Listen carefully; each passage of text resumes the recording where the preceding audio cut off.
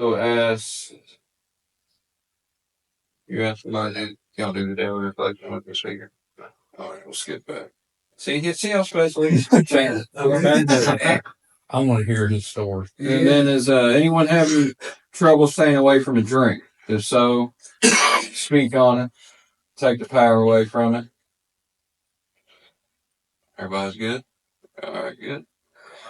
And now to the meat and potatoes of the meeting. William gets to ask somebody to come out and give their talk. And the guy that he has asked to come out should be able to keep your all's attention. It's been a while since I'm heard him, but I know he's got a good story. And with that, I'll give you Rickey G. All right, Rickey.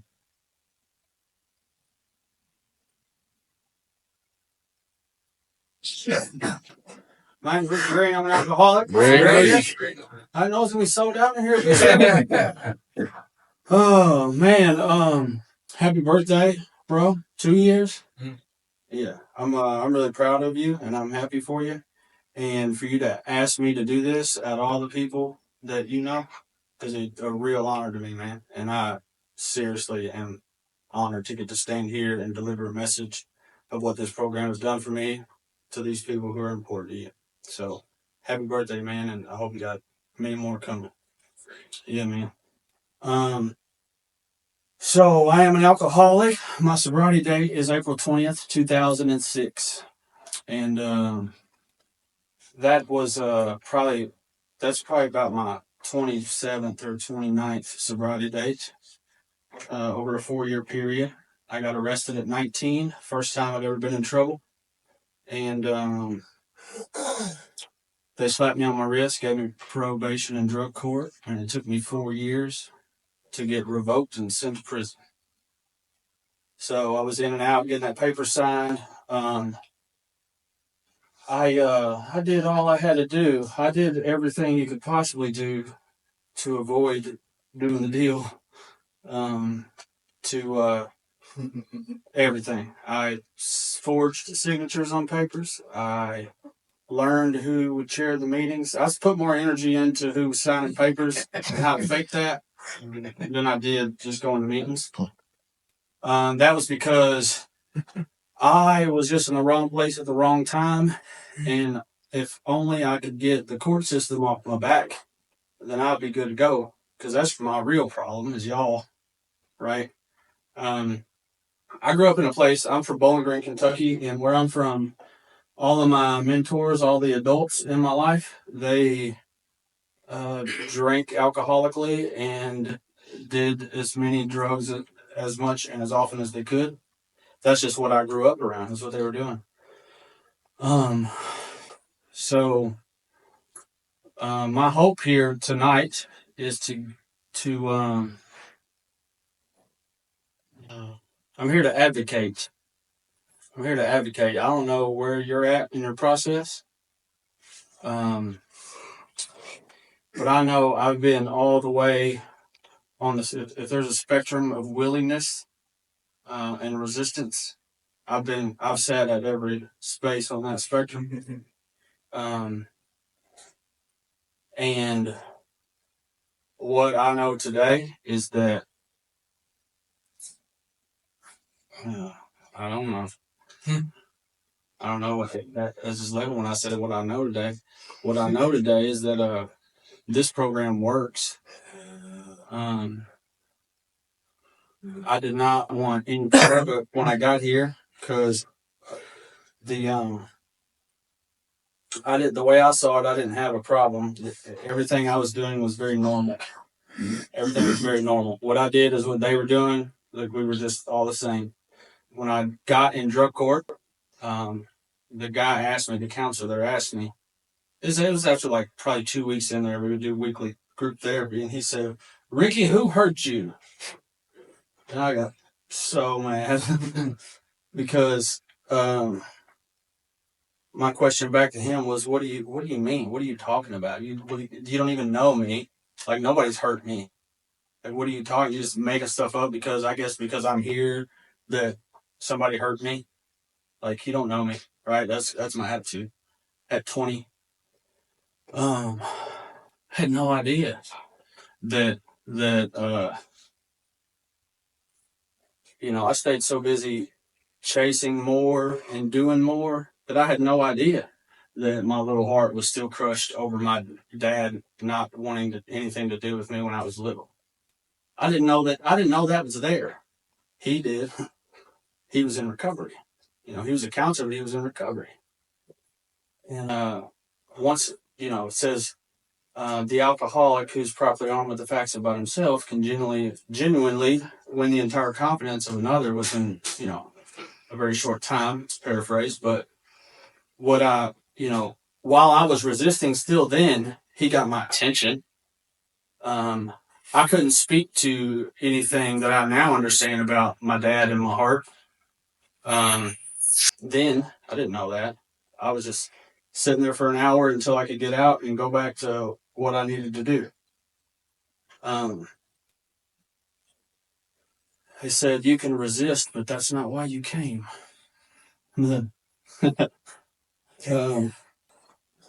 want to say, when I was standing out, I walked in the door, y'all were saying there was serenity prayer, and I was standing in the hall, and even the hall is packed. Mm-hmm. And what I felt in the hall was like that authentic, organic. It feels sober in here. Mm-hmm. And this is my first time in the Talbot house, but I would say, rightly so, that this is where I got sober. These rooms with the authentic sobriety, at all different levels of it, coming together, supporting each other, the feeling of joyousness and camaraderie, right? Like it's just here, it's thick. I'm sensitive to that kind of stuff today. So what I didn't know when that man asked me who hurt me. My mom and dad divorced when I was 5. I didn't know that hurt. My mom was clinically depressed and like suicidal, and would beg God to kill her and would cuss him. She would stare at the ceiling and cuss. Kill me now, you. I'm gonna respect this. All those things, and I again, that's normal. That's my normal. That's my normal. And I love my mama. So what I did when my mama was doing that, and it was just me and her, and I was 6 and 7 and 8 and 9 and 10, was I hugged mama and I pat her on the back and I said, "Mama, we'll be okay." Yeah, that's what I did. And all of that was coming from this, I know it now as deep-seated resentment.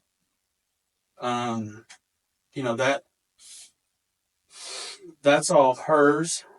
I identify what I've experienced with her and my dad as resentment. That's how I connect with it. That's how I feel it. Still to this day, that was in 1989. Mom is still caught up on what he did to us with zero reflection of self-involvement in the dynamic.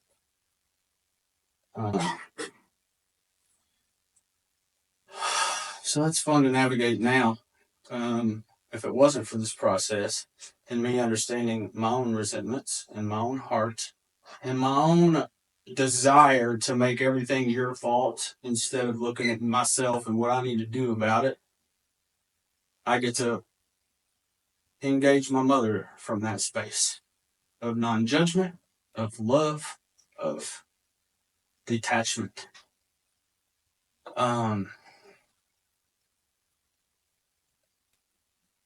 So while she was doing all that crying and stuff, like she was very, was very vocal about dad. Like it was all dad, that we were poor and life was hard, and all I knew, like the message I was getting from mom, had no idea, could not tell the counselor this when he asked me who hurt you. I did not know that this was in here. I couldn't tell you that that I was very afraid to like grow up and be a man because I know men do this to people. That's what I learned from sitting on the couch with mom and holding her. I'm gonna grow up and be a teacher. That's what I get to do. And so I'm scared of that. Scared of that. I don't know. I love. And here's the thing. Here's the big divide. They split up, and I would never see my dad. Sometimes he had that every other weekend type of custody, but dad was turning it on real tough back then. They were young, 19, 20. While I was experiencing this with mom, knowing from that experience that this is all dad's fault, my whole heart still just wanted to be loved by and connect with my dad. I just wanted I just want to be like seen by my dad. My biggest desire in the world was to get an attaboy from my dad. And didn't have that. The counselor saw that. Um, I could see it. I can see it now. I see it everywhere. Everywhere. Stood in many circles of many men, hardened criminals with life sentences, uh, just sobbing and just screaming into buckets at all the grief they had because their daddy. And I got cold chills right now because that's when I say I'm here to advocate. That's what I'm talking about, man. Like somebody said, only scarred hands have the power to heal. That means that because of the path that got me here to this podium, because of that, all of that experience, every bit of it, I have the gift that I can make myself available to other people and have such of a profound impact on their hearts and their lives that people don't get. That's what Alcoholics Anonymous gave to me that I did not see coming. That I refused to open myself up to when I was sitting in there in drug court, denying that my heart was broken. Because see, I was tough. If you cry where I'm from, you're a weak, you know, all the words, and so if I was going to sit in a group therapy circle with some ratchet chicks that I was trying to kind of get with, probably, you know what I'm saying? I wasn't going to own that because that would ruin that. So I resisted. I put on a mask and I pretended to be what they told me to be in the music that I listened to. Pretend to be who I thought my friends thought I was. I didn't know who I was. I didn't know who I was until 5 years into sober.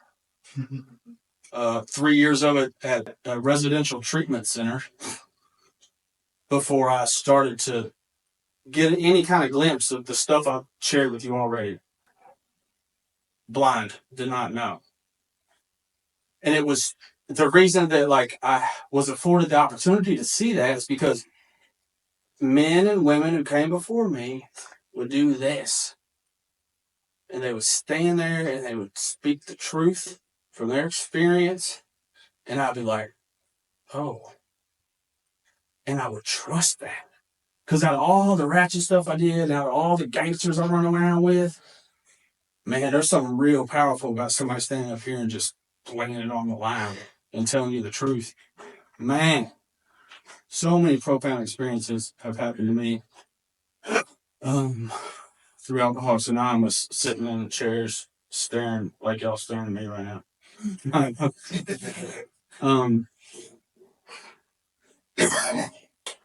So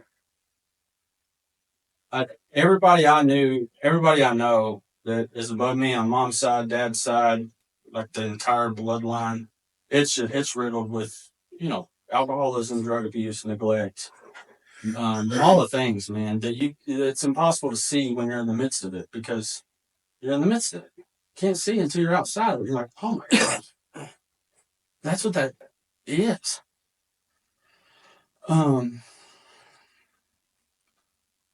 So me and mom, that was like that for a while.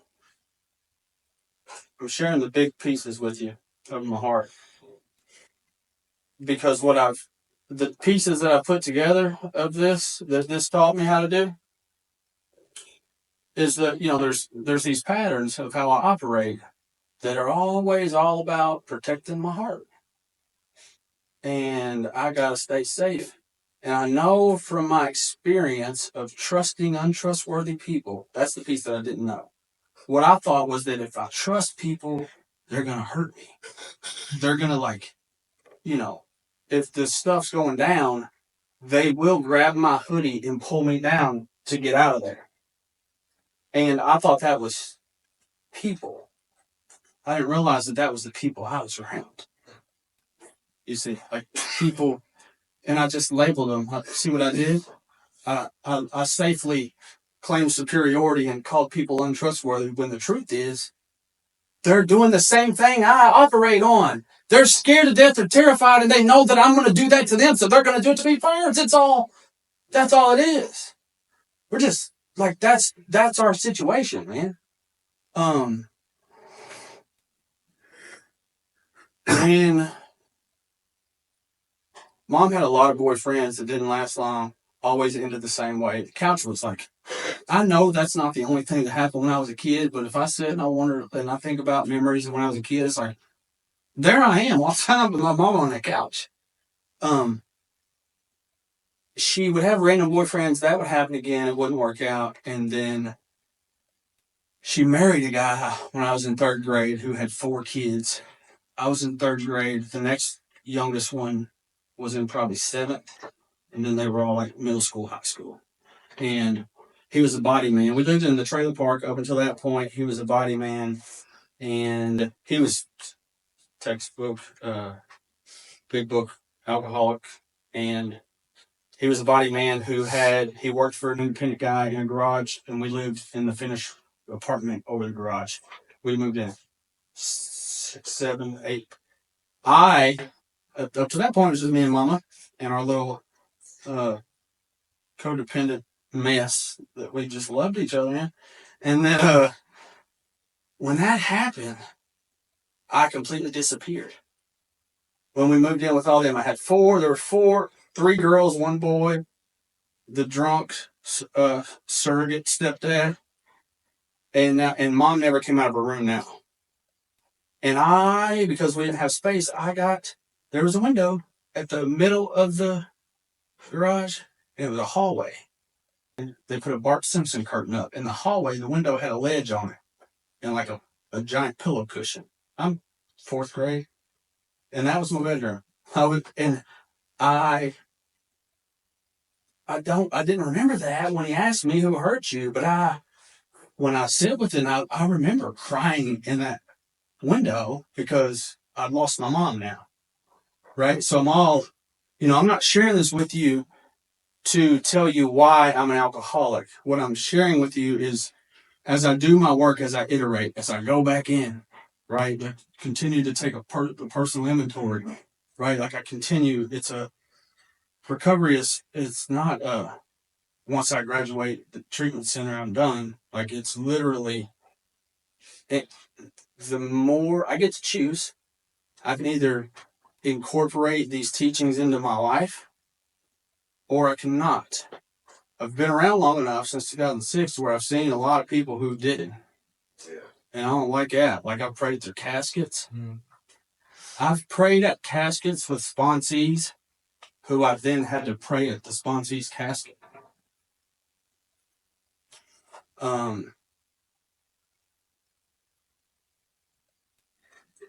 They were together until 6th grade. In the summer between 6th and 7th grade.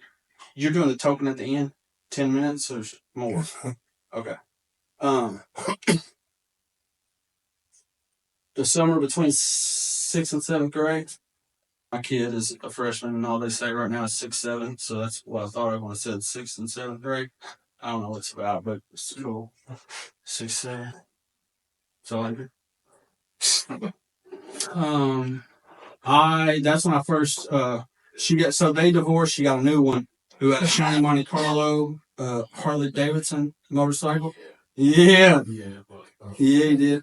And then and his friends were always coming over. They go to the back room, get real smelly. They come out, everybody's happy. I knew what was up in 6th grade. I knew what was going on back there. That's where I first tried it. So where I first tried my first substance, and it was cool. It was all right.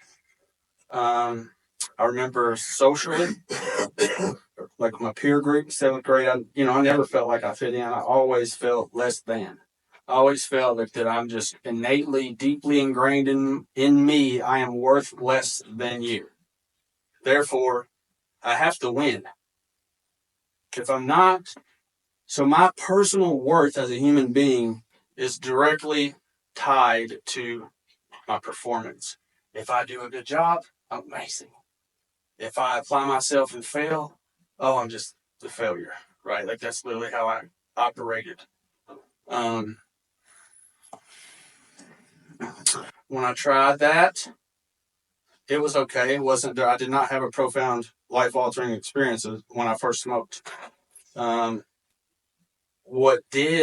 first profound experience I did have was the social aspect, because what I've learned about alcoholism is it's not about the substance. It says it all throughout the book. It literally, alcohol is only the first step. It's a spiritual illness, a soul, a void in my soul. So when I was in 7th grade, I heard people talking and I knew they smoked. And I stole enough from dude's stash under the bed. And I took it to school and I sold it for $5.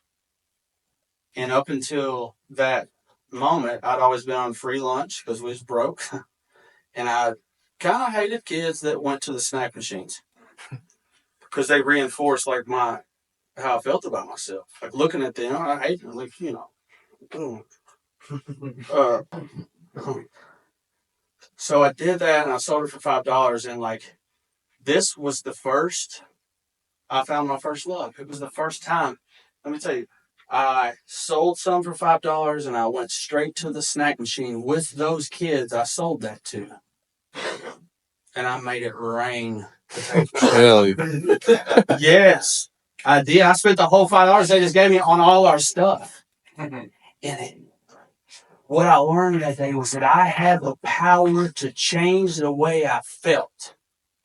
Because all that stuff I told you about mom and dad and all that stuff, I couldn't articulate it. I didn't know it was there, but it was just heavy, man. It was pressure. And when I did that and I got that at school, oh man, like literally, I have cold chills on my whole body right now remembering that, because I felt better, man. I felt new power had flowed in, William. Like literally. And I was like, oh, I got to do this again. Literally. That's what thus started one more trip to the asylum for Rick. So I did that every single day as often as I could. And lo and behold, that was no longer good enough. The $5, that was like, it stopped having the same effect. So I had to up the ante. That story takes me all the way to getting arrested at 19. So that's how I lived. More extreme, more extreme, more extreme, more extreme until they removed me from society.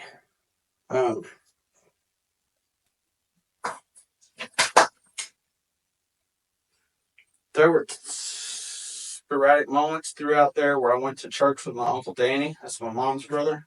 And they're hardcore Southern Baptist. And meaning they wash each other's feet in the creek twice a year. It's a foot washing. That's what we call it. And you do revivals 2-4 times a year. It depends on how the spirit's moving. It's a congregation of about probably like 60 people. And according to them, and it's they are the people the Bible's talking about they're going through the eye of the needle. Those 60 people. The only way to be saved and have the Lord's grace in your life is to get saved on that revival on that altar. And I did that from the time I was 11 until 13 when I gave it up. because I would go pray on the altar and I would cry and I would beg for forgiveness and I would say all the things he told me to say. And I swear to God, if I ever meant anything in my life, I meant everything I was crying about on that altar. I was scared not to. And around me, kids and grown men and lost souls would jump up and they would say, I'm saved. And there was something very electric. They would rejoice like it was powerful, man. And I would do it again and again and again and again and again. And it never happened for me. I never got the thing. But I did at the snack machine. And that's when I stopped crying. And I think part of that is like the rejection that I experienced with my earthly father. I think when I experienced that with becoming vulnerable and begging my heavenly father for acceptance and to see me and to take me in, and I didn't experience that, it's like, later, okay then bro, watch this. I got this anyway, you know? And that literally, it progressed rapidly from there. That's all important, really important, because when I got here, they told me that I had to turn my will and my life over to the care of God as I understood him. And I said, nope, I'm not doing that. I'm not doing it. That was a huge problem for me. People talked about good orderly direction, which is the steps. Group of drunks. I could trust that. I trust a group of drunks. I learned to.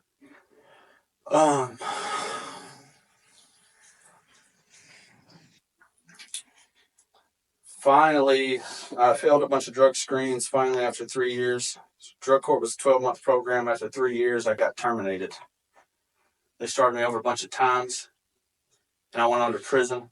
From prison, I got court ordered to go to the Volunteers of America in Louisville from Bowling Green, and that I couldn't come to Warren County for 2 years, and that I had to complete that treatment center, or I was going to go do the rest of my 5-year sentence. I got out early.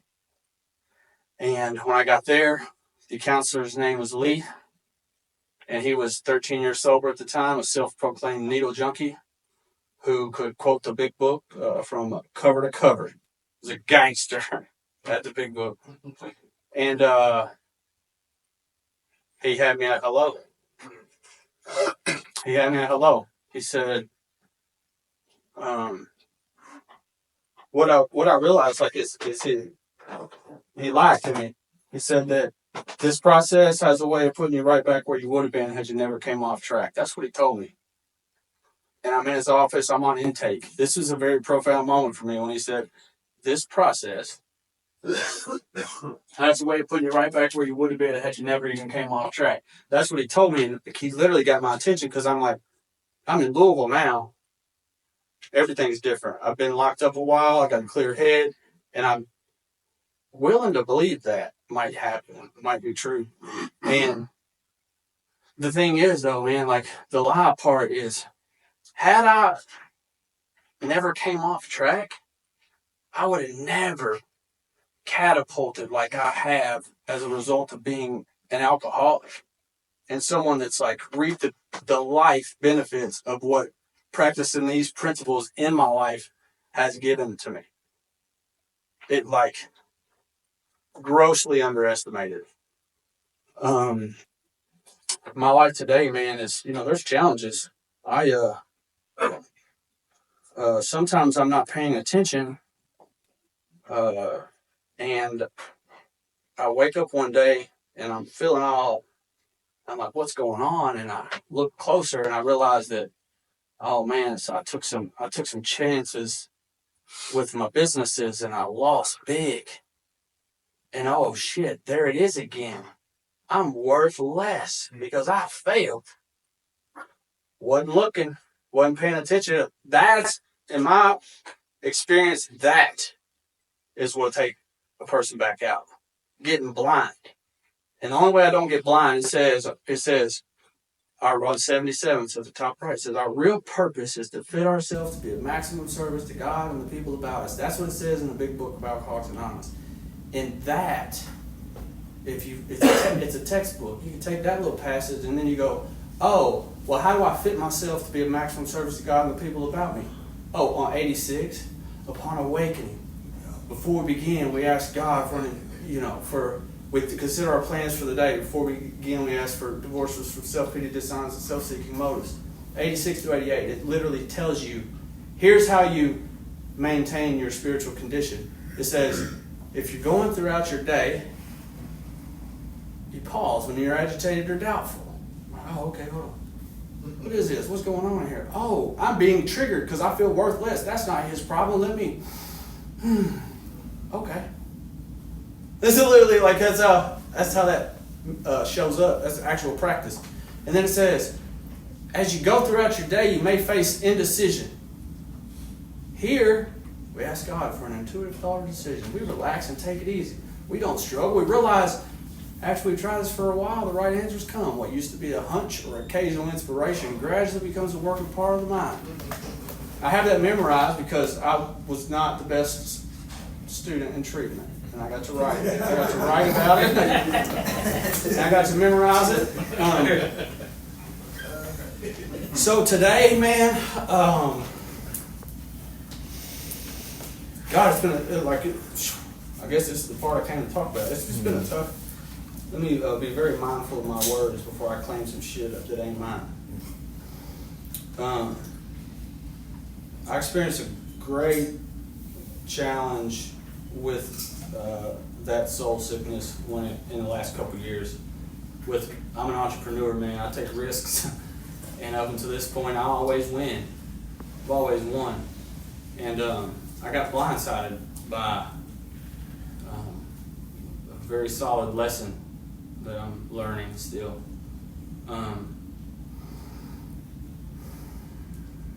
And through it all, man, like the beauty of it, I'm wrapping up, William, is what I got from it was that same gift of desperation, because it hurt. Like it hurt me. It caught me off guard and it hurt. I know what to do when it hurts. I didn't know what to do when it hurt before. I didn't even know I was hurting. And that's what Alcoholics Anonymous gives me, man. It gives me real people who, like, it's safe to hurt with. And I just feel very confident, man. Like, I stand on solid ground today, man. And I get picked off. I don't know what happened. I'm just telling you, this is a lifelong errand for me, a lifelong journey, and everything I am, every relationship in my life. I'm a father to a 15-year-old boy. I'm 19 years sober. I'm a father to a 15-year-old boy who's like solid. Because I modeled integrity.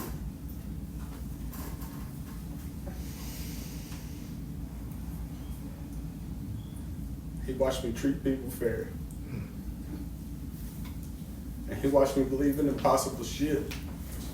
And then he watched me like stand there holding impossible shit. You know? That's really what this program has done for me, man. It's taught me how to have a life to where like I just feel thanks, bro. My life's awesome, man. I don't ever know how to share this because I don't want to. Let me be clear again and watch my words. Historically, I have resisted sharing my gifts because of fears of what other people might think about me. But I'm going to leave you all with this. Currently today, I'm no longer a felon. I'm pardoned. I've been pardoned by the governor, so I'm not a felon. I'm a member of the board of directors of the treatment center that saved my life. I have been. This is my 6th year. I serve on the Governor's Advisory Council for Recovery Ready Communities. So I sit in circles and tell the governor's team, what I think are bad ideas and what I think are good ones. That's this process. Like this is my life and it's all because of this process. And that's all I got. William, congratulations, man. I really appreciate you asking me to do this. I needed to leak a little bit in public, I think. So that's all I got. Thanks for letting me share. All right, Rickey.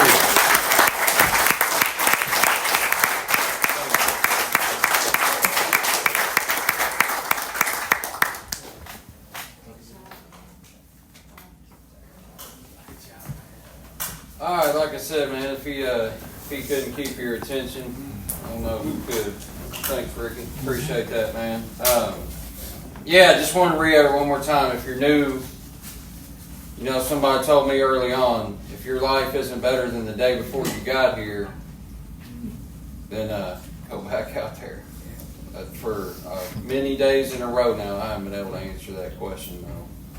And he also said, keeps getting better and better, never runs out.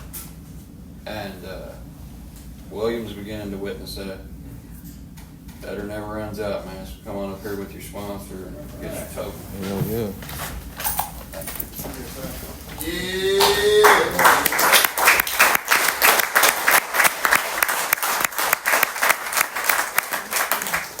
My name's Chris. I'm an alcoholic.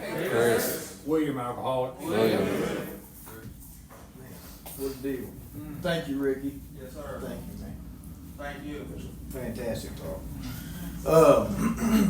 I mean, like it's already been shared here, you know, I saw William a little over 2 years ago trying to claw his way back in here. You know, fortunately, you were one of the guys that was able to get back in here and pick and stay. A lot of them don't. Been a lot of funerals. William's here because he's done the deal. That's why he's here. He got locked in. He come over here, got locked in, got around some good guys, started doing what you needed to do.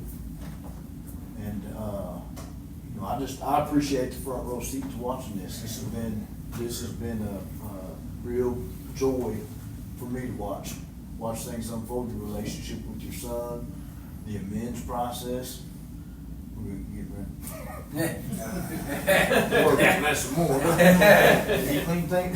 Maybe that's why you ain't the best employee. You got any money? No.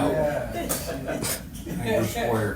No, you know, seeing, like what's been mentioned, seeing the lights come on for you, I mean, it's a night and day difference. It's a night and day difference of him showing up at the meeting, and then we don't see him for 3 weeks. Yeah. We show up again, and we don't see him for 3 or 4 weeks. It's just a different man altogether. I appreciate you. I love you. Congratulations. Right.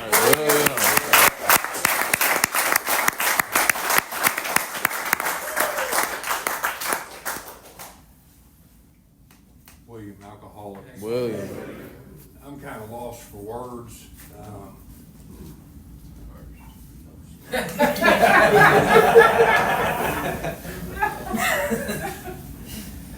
You know, the Jake, man, he was, and Chris, and the people that Chris led me to when I came back. All I have is gratitude today. I really do. You know, I fought it tooth and nail coming back. I did not want to come back. I did not want to. But I had that choice of I was going to die if I kept on doing what I was doing. And I did not want to die. Wanted to die, but I did not want to die when it was right there. I mean, I'm grateful for everybody up here, John, Stuart, Jake, everybody in here. You know, I don't, and Ricky, thank you. You know, that was, same thing, man. I was stealing checks from my dad, and it wasn't to get high. It was so everybody would come over to William's room and play Nintendo 64 GoldenEye. That's what, 15 years old, man, that's what I was doing. I was stealing checks from my dad. And he had to prosecute me to get that money back. And that was the first time I went away at 15. That feeling that I got when everybody would come over. And I chased that. And I found it in people and alcohol and dope all my life. Man, I'm just grateful. I appreciate all y'all. That's all I got. All right. Yeah, William.